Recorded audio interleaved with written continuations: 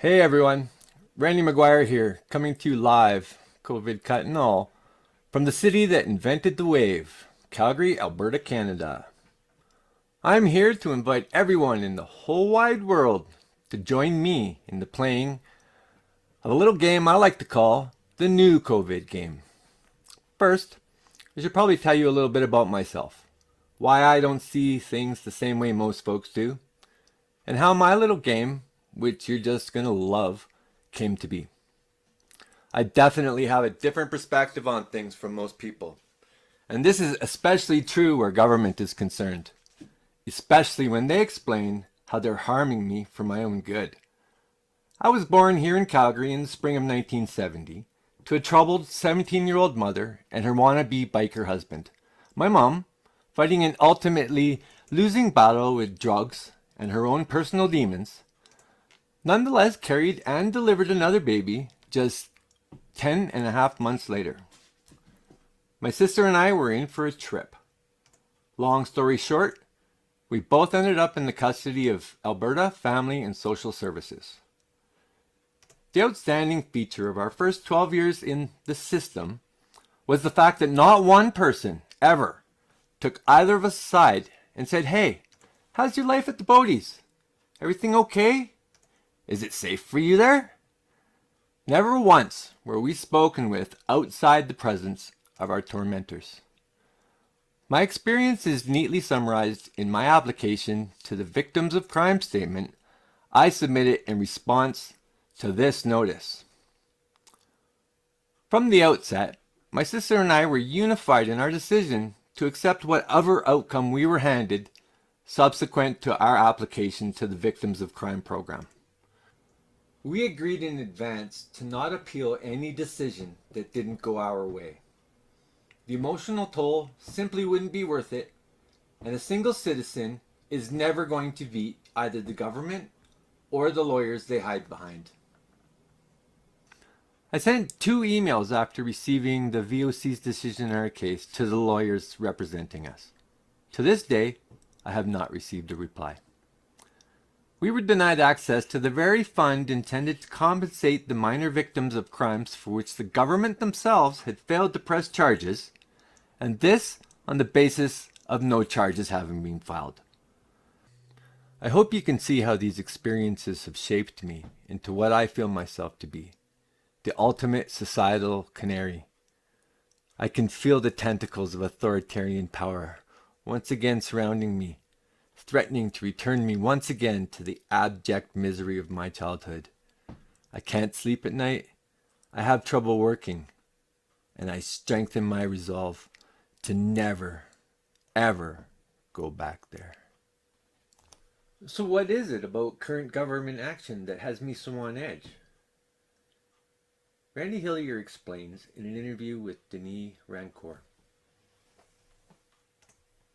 Now you're in the midst of a battle against exaggerated COVID measures. So Randy, tell me, what exactly is your beef with the way that Doug Ford has been dealing with this COVID situation?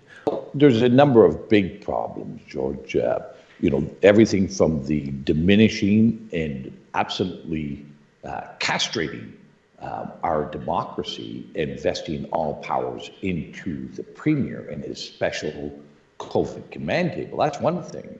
And you mentioned the word exaggeration with COVID, and I think that's a good word to utilize. There's also a complete failure to recognize that the evidence today, 8 months later, is far different than the predictions and the models that were told to us, and that generated so much fear and actual terror within people. And that the government and our public health bureaucracies are continuing to cultivate fear and terror in the population when the evidence is quite to the contrary. And no bigger place has that been apparent than what has happened in our long-term care homes in Ontario, and indeed throughout the Western world. Long-term care And our policies about COVID with long-term care are clearly led to the accelerated death and the early death of many people. Turning to the schools now.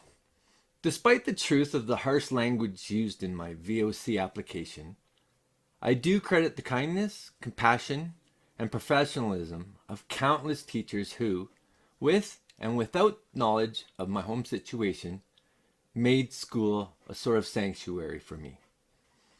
There are two teachers in particular whose instruction I greatly benefited from and whose teachings helped to prepare me for life.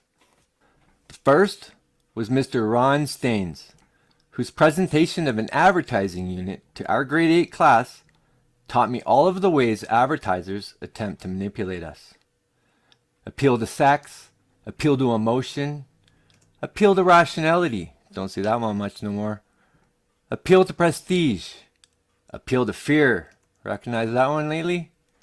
And of course, the good old bandwagon approach. Understanding this, I've gone through life analyzing both corporate and government ads, identifying the technique in use, and always asking the question, how much time, effort, and money is being used to promote this message? When the answer is a lot, I want to know why. And I want to know who's getting paid. My next call out is to not just to a teacher, but an entire class. The 1984-85 edition of Mr. Garrett's Class with Class were awesome. A full third of us had first class honors, and that the most improved student winner was a part of our class was no mistake. We were rowdy, but we were tight. We came last place in the first 3 daybook competitions, and then decided to win the third, and did. So, I guess it's not surprising that we're just about to add inventors of the game that saves the free world to our list.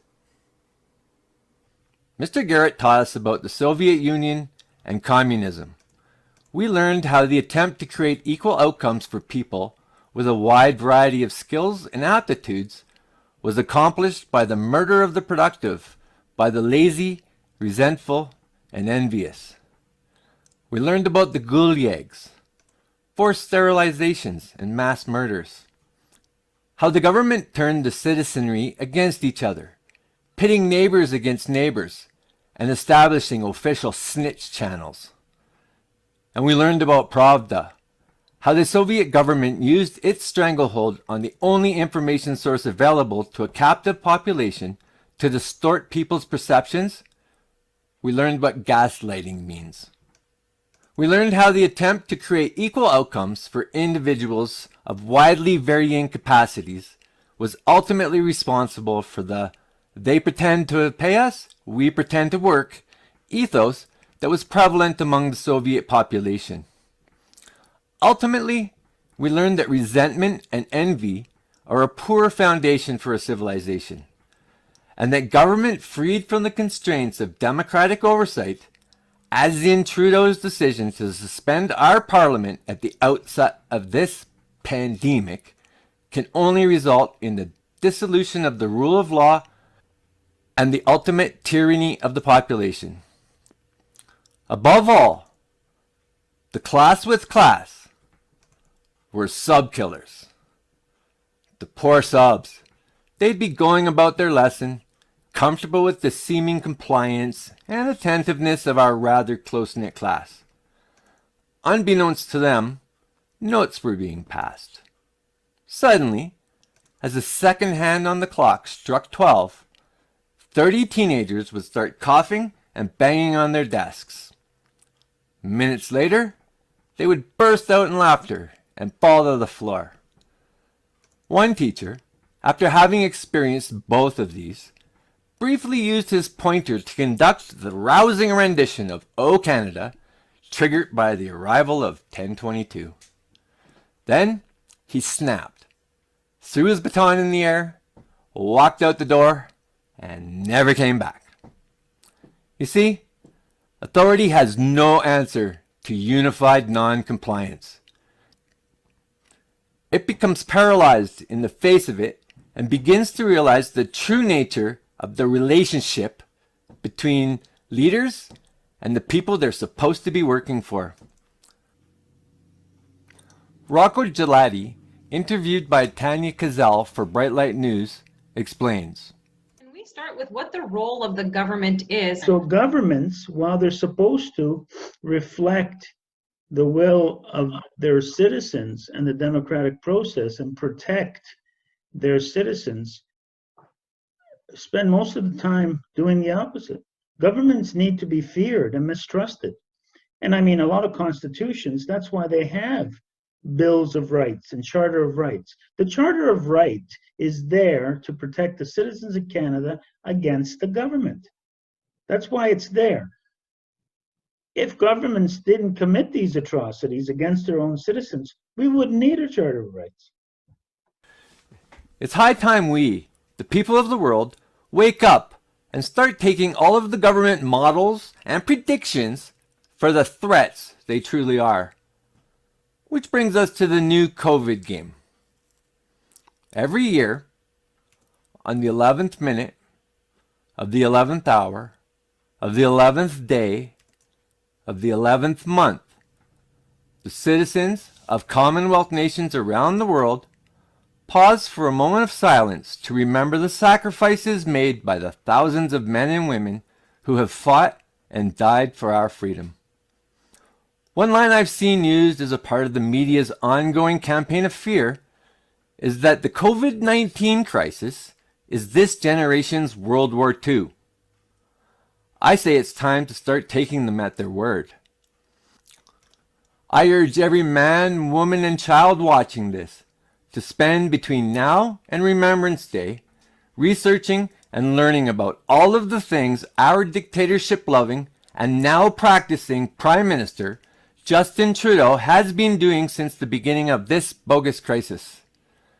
Ask why you have not learned from the CBC of the million German citizens, motivated by the same sense of foreboding I am, likewise instilled in them by the experience of having suffered under the consequences of falling prey to authoritarian rule, who just last week gathered to protest government lockdown measures. I truly believe that if humanity allows this Remembrance Day to pass without reasserting our place as the masters of our own destiny, without standing up to this evil cabal that is orchestrating this fiasco, we will have missed our last chance to escape the tightening snare of an evil cabal comprised of big tech, big com, big pharma, and all of their globalist minions. Learn about the isolation camps, the tear gas, the contact tracing, and the lockdowns. Ask yourself about the spending.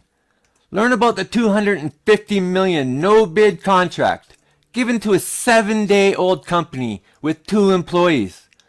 Learn how they retained $100 million for their part in contracting to a second Trudeau-linked company the production of $150 million worth of ventilators.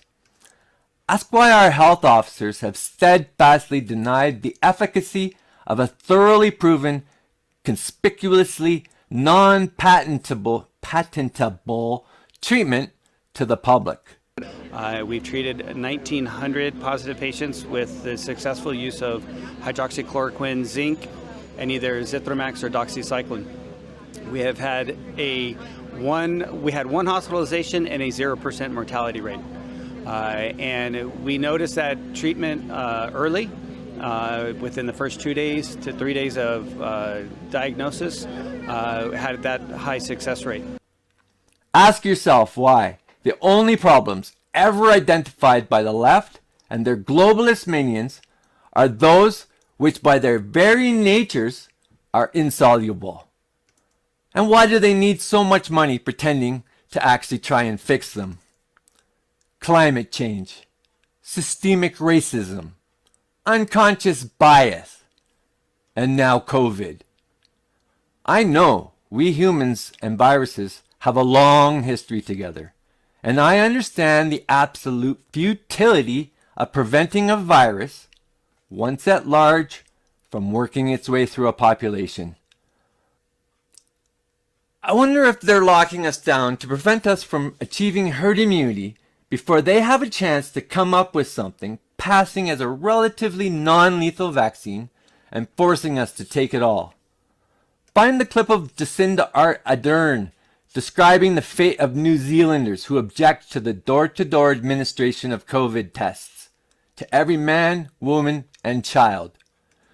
You'll be chilled by her evil cackle as she describes the indefinite detention awaiting all who refuse to provide the DNA samples apparently needed to execute the evil cabal's plans. Find out how Ontario is implementing a new health pass loaded with citizens' health records, bank accounts, government identities, and more. Every pharmaceutical product, vaccines among them, carry a certain level of risk. Now would be a great time to discuss that risk, especially in the case of children, who by now, it is abundantly clear, are at practically no risk whatsoever of being sickened by, and even less so of dying from, exposure to the SARS-CoV-2 virus. Ask yourselves who's getting paid. I implore every freedom-loving person on this earth to gather this November 11th in your millions to occupy every town square, every park, and every public gathering place in every town and city on the face of this earth. And when that second hand hits the 12, announcing the arrival of the 11th minute, of the 11th hour, of the 11th day, of the 11th month, of the most vile of all the years of our lives, 2020. Do not fall silent. Instead, join together as one. Cast aside your masks and take up together in harmony the singing of your national anthem. Commit together as one united human race the resumption of all business as usual, all sports, all community activities, to each and every daily activity as before. Let us signal our collective refusal to obey for a single second more the repressive dictates of a global power elite gone mad. No more arrows to follow or dots to stand on. No more straining to converse through covered mouths and partitioned workspaces.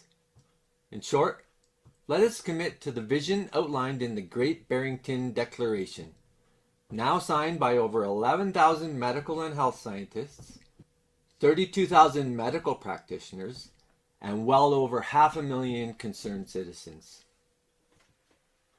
You see, I believe every one of us are being called right now to answer the question, what will I do in the face of unbridled government tyranny? Will I join with the SS and assist my government in the oppression of my non-compliant compatriots? Or will I be a Schindler, refusing to passively accept the tyranny imposed by illegitimate government dictates, which violate the God-given rights of its citizens and actively oppose its evil dictates? In the name of my personal Lord and Savior, Jesus Christ, whose Father art in heaven, I pray that Calgary, Alberta, Canada, can one more time be the source of a great wave, this time rolling over, each in their turn, all of the time zones of the world, signaling an absolute victory over an evil cabal bent on the destruction of all our forefathers have created. In pursuit of their murderous aims, to assume absolute control over every aspect of our lives, and to recreate the world according to their sick vision of sustainability, equity, and the eternal dependence of the population at large on government largesse. Can I get an amen?